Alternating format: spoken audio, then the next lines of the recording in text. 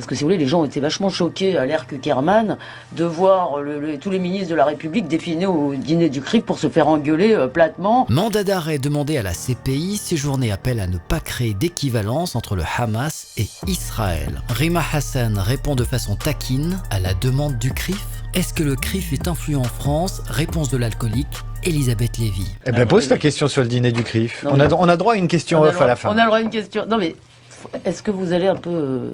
Parce que si vous voulez, les gens ont été vachement choqués à l'ère Kuckerman de voir tous les ministres de la République défilés au dîner du CRIF pour se faire engueuler platement.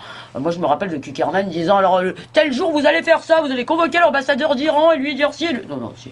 Donc, est-ce que vous allez un peu changer le... Vous exagérez un tout petit peu. Vous allez les engueuler, Vous exagérez un tout petit peu, non? Je sais, vous la connaissez. Je sais un petit peu les discours qu'il a dit. Non. Moi, je l'ai entendu. Non, Je l'ai entendu il n'a pas été dire... Monsieur le Premier ministre... Ça n'a pas été un peu excessif à un moment donné, cette façon on l'a de vu faire engueuler, vraiment. On l'a vu engueuler les ministres. Et les ministres acceptaient de se faire Elisabeth. engueuler.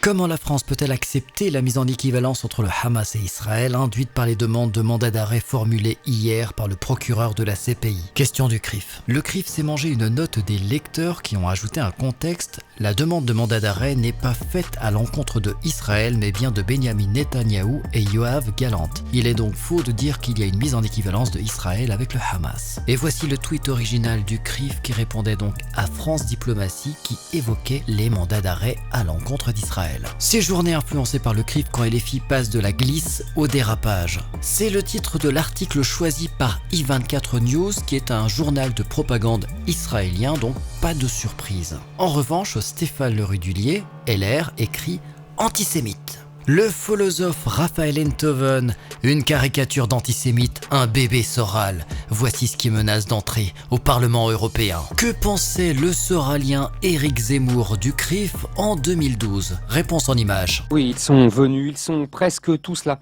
Pas Marine, la fille maudite, ni Bayrou qui s'est défilé, mais il y a Sarkozy et Hollande et Fillon et bien d'autres qui ne rateraient pour rien au monde le dîner du CRIF, à la fois gala mondain et rendez-vous médiatico-politique, à la fois tribune et tribunal. Hollande s'éclipsera sans dîner ni parler, mais prendra quand même le temps de dire qu'il vient chaque année et qu'il ne rate jamais son rendez-vous avec les Juifs de France. Expression curieuse qui laisse à croire qu'il y a des Juifs vivant sur le sol de France, une communauté étrange à défaut d'être étrangère, mais pas des citoyens français de confession juive. Dans son intervention, le président de la République lui donnera implicitement raison puisqu'il parlera essentiellement d'Israël. Les hommes politiques savent d'instinct ce que veut entendre leur public. Ils lui en donnent sans lésiner. Depuis des années, les dirigeants du CRIF ont transformé leur dîner annuel en une conférence sur le Moyen-Orient. Ils servent de relais des autorités israéliennes auprès des gouvernements français. Ils somment ceux-ci, parfois impérieusement, de s'aligner sur les positions du gouvernement de Jérusalem. Ils dénoncent avec vigueur la traditionnelle politique arabe de la France. Ils vouent aux gémonies les partis comme les Verts et les communistes les plus farouchement pro-palestiniens. Ils interdisent à un ambassadeur israélien de rencontrer Marine Le Pen. Vous voulez dire, Eric, que le CRIF a tendance à mélanger, voire à confondre israélites et israéliens? Oui, le CRIF parle et agit comme s'il était le porte-parole d'une communauté qui ne l'a pas mandaté pour cela et qui ne le reconnaît nullement comme son porte-voix. Depuis des années, le CRIF est pris par la tentation américaine du lobby, qui influence, négocie, menace, sanctionne. Nos politiques comprennent cette fascination, eux qui rêvent tous depuis un demi-siècle de devenir les Kennedy français.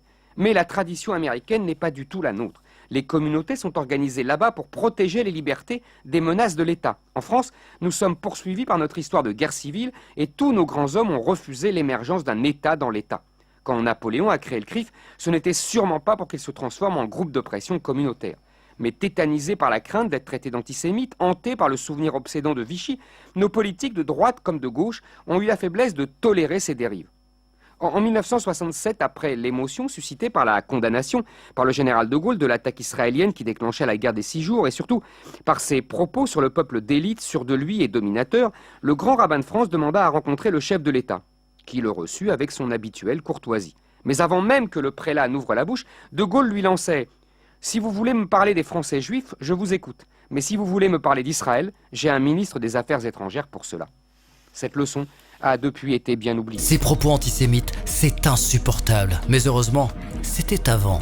Le CRIF, ce n'est pas les juifs. Le CRIF est une orga qui fait aussi et surtout du lobbying en portant la ligne du régime israélien d'extrême droite et notamment auprès des politiques. Le dire, c'est dire la vérité. Le dénoncer, c'est remplir son devoir. Il n'est pas question de plier, pas question de s'excuser, pas question de se taire. Lui semble avoir plié. Israël ne peut en aucune manière être comparé au Hamas, précise après la polémique le procureur de la CPI. Interview accordée au Sunday Times. Interview également relayée dans Times of Israel. Je ne dis pas qu'Israël, avec sa démocratie et sa cour suprême, est identique au Hamas. Bien sûr que non. Je ne peux pas être plus clair. Israël est en droit de protéger sa population et d'obtenir la libération des otages. Mais personne n'est autorisé à commettre des crimes de guerre ou des crimes contre l'humanité. Les moyens définissent qui nous sommes. Le procureur de la CPI, Karim Khan, a-t-il eu peur du CRIF ou a-t-il été touché au plus profond de sa chair par les accusations d'antisémitisme prononcées par Benyamin Netanyahou, le premier ministre de la plus grande démocratie